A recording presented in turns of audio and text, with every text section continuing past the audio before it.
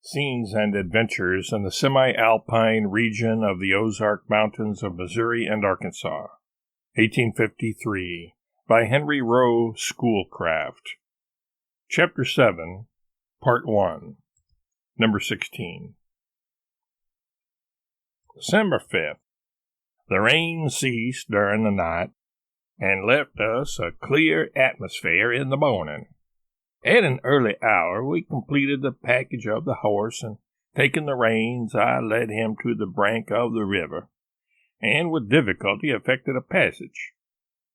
The cliffs, which formed the western side of the valley, presented an obstacle not easily surmounted. By leading the animal in a zigzag course, however, his height was finally attained. The prospect, as far as the eye could reach, was discouraging. Hill on hill rose before us, with little timber, it is true, to impede us, but implying a continuing necessity of crossing steeps and depressions. After encountering this rough surface about 2 miles, we came into a valley having a stream tributary to the great north fork of White River, which we had quitted that morning, but at a higher point. In this sub-valley we found our way impeded by another difficulty, namely, the brush and small canes that grew near the brook. To avoid this impediment, I took the horse across a low piece of ground, having a thicket, but which appeared to be firm. In this I was mistaken, for the animal's feet soon began to sink, and ere long he stuck fast. The effort to extricate him but served to sink him deeper, and by pawing to get out he continually widened the slough in which he had sunk. We then obtained poles and endeavored to pry him up, but our own footing was continually giving way, and we at length beheld him in a perfect slough of soft black mud. After getting his pack off, we decided to leave him to his fate. We carried the pack to dry ground on one side of the valley and spread the articles out, not without deeply regretting the poor beast's plight. But then it occurred to us that if the horse were abandoned, we must also abandon our camp kettle, large axe, beds, and most of our camp apparatus, and another and concentrated effort was finally resolved on. To begin, we cut down 2 tall saplings, by means of which the horse was pried up from the bottom of the slough. He was engrassed by the legs and turned over, which brought his feet in contact with the more solid part of the ground. A determined effort, both of horse and help, now brought him to his feet. He raised himself up, and by pulling with all our might, we brought him on dry ground. I then led him gently to our place of deposit, and by means of bunches of sere grass, we both busied ourselves first to rub off the mud and wet, and afterwards to groom him and rub him dry. When he was properly restored, it was found that he was able to carry his pack saddle and pack, and he was led slowly up the valley about 3 miles, where we encamped. The grass in this little valley was of a nourishing quality, and by stopping early, we allowed him to recruit himself. We did not estimate our whole distance this day at more than 9 miles. December 6th. Butcher had improved his time well and attended grass during the night, and presented a more spirited appearance in the morning. We were now near the head of Bog Brook, which we had been following, and as we quitted its sides, long to be remembered for our mishap, we began to ascend an elevated and bleak tract of the Mocama or Knife Hills, so called, over which the winds rushed strongly as we urged our way. Few large trees were seen on these eminences, which were often bare, with a hard, shooty footing, replaced sometimes by clusters of brambles and thickets.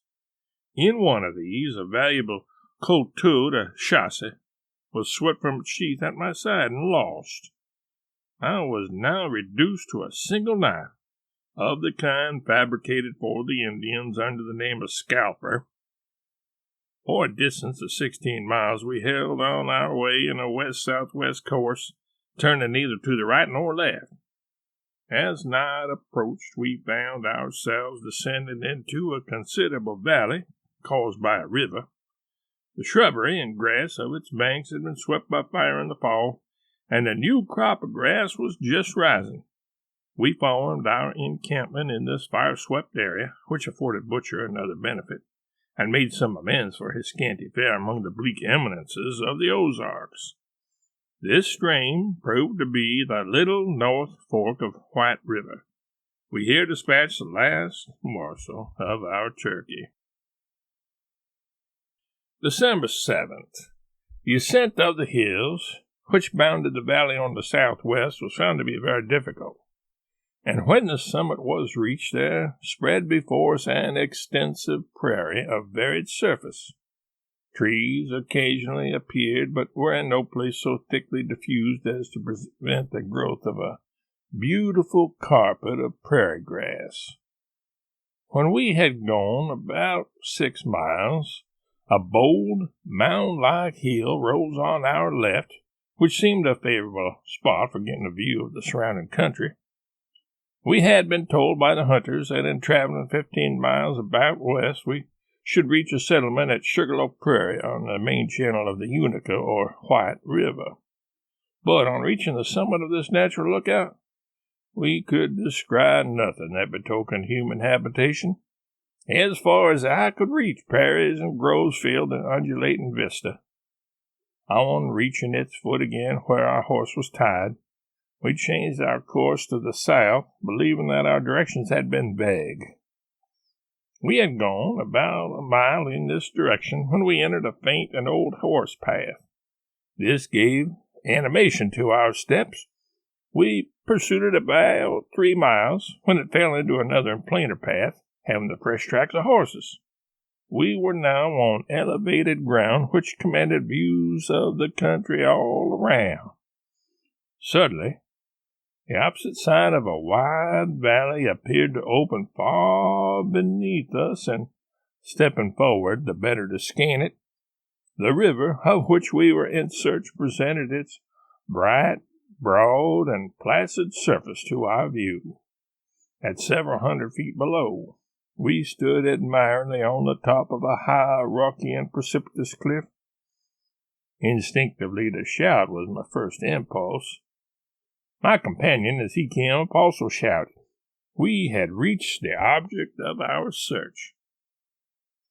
Pursuing the brow of the precipice about a mile, a log building and some fields were discovered on the opposite bank. On descending the path whose traces we had followed, it brought us to a ford. We at once prepared to cross the river, which was 400 or 500 yards wide, reaching in some places half-leg high. On ascending the opposite bank, we came to the house of a Mr. McGarry, who received us with an air of hospitality and made us welcome to his abode. He had several grown sons who were present, and who, as we found by their costume and conversation, were hunters. Mrs. McGee was engaged in trying bear's fat, and in due time she invited us to sit down to a meal of these scraps, with excellent cornbread and sassafras tea with sugar and milk, served in cups. Gary had a bluff frankness of manner, with an air of independence in the means of living, and an individuality of character, which impressed us favorably. He told us that we were 800 miles west of the Mississippi, by the stream, that White River was navigable by keel boats for this distance, and that there were several settlements on its banks. He had several acres in cultivation and Indian corn, possessed horses, cows, and hogs, and, as we observed at the door, a handmill. At a convenient distance was a smokehouse, where meats were preserved. I observed a couple of odd volumes of books on a shelf. He was evidently a pioneer on the Indian land. He said that the Cherokees had been improperly located along the western bank of White River extending to the Arkansas, and that the effect was to retard and prevent the purchase and settlement of the country by the United States. He complained of this as adverse to the scattered hunters, who were anxious to get titles for their lands, He did not represent the Cherokees as being hostile or as having committed any depredations, but he depicted the Osages as the scourge and terror of the country. They roamed from the Arkansas to the Missouri frontier and pillaged whoever fell in their way. He detailed the particulars of a robbery committed in the very house we were sitting in, when they took away horses, clothes, and whatever they fancied. They had visited him in this way twice, and recently stole from him 8 beaver skins, and during their last foray in the valley they had robbed one of his neighbors called Teen Friend of all his arms, traps, and skins, and detained him a prisoner. This tribe felt hostile to all the settlers on the outskirts of Missouri and Arkansas, and were open robbers and plunderers of all the whites who fell defenseless into their hands. They were, he thought, particularly to be dreaded in the region which we proposed to explore. He also said that the Osages were hostile to the newly arrived Cherokees, who had migrated from the east side of the Mississippi and had settled in the country between the Red River and Arkansas, and that these tribes were daily committing trespasses upon each other. Having myself, but a short time before, noticed the conclusion of a peace between the Western Cherokee and Osages at St. Louis before General Clark, I was surprised to hear this. But he added, as an illustration of this want of faith, that when the Cherokees returned from that treaty, they pursued a party of Osages near the banks of White River and stole 20 horses from them. December 8th, on comparing opinions, for which purpose we had an interview outside the premises, it seemed that these statements were to be received with some grains of allowance. They were natural enough for a victim of Indian robberies, and doubtless true. But the events had not been recent, and they were not deemed sufficient to deter us from proceeding in our contemplated tour to the higher Ozarks at the sources of the river.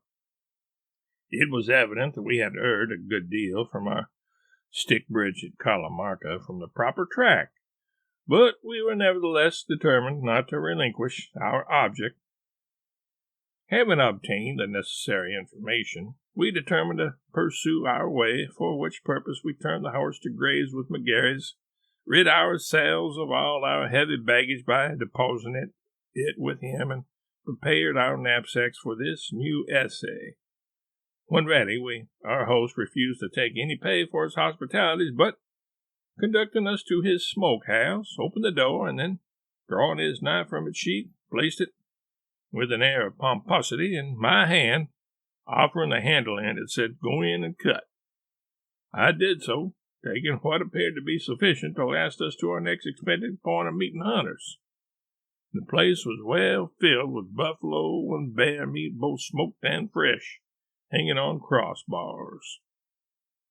At 9 o'clock, we bade our kind entertainer adieu, and taking directions to reach Sugarloaf Prairie, crossed over the river by the same ford which we had taken in our outward track from Camp No in the valley of the Great North Fork. Relieved from the toilsome task of leading the horse, we ascended the opposite cliffs with alacrity, and vigorously pursued our course over elevated ground for about 16 miles. The path then became obscure.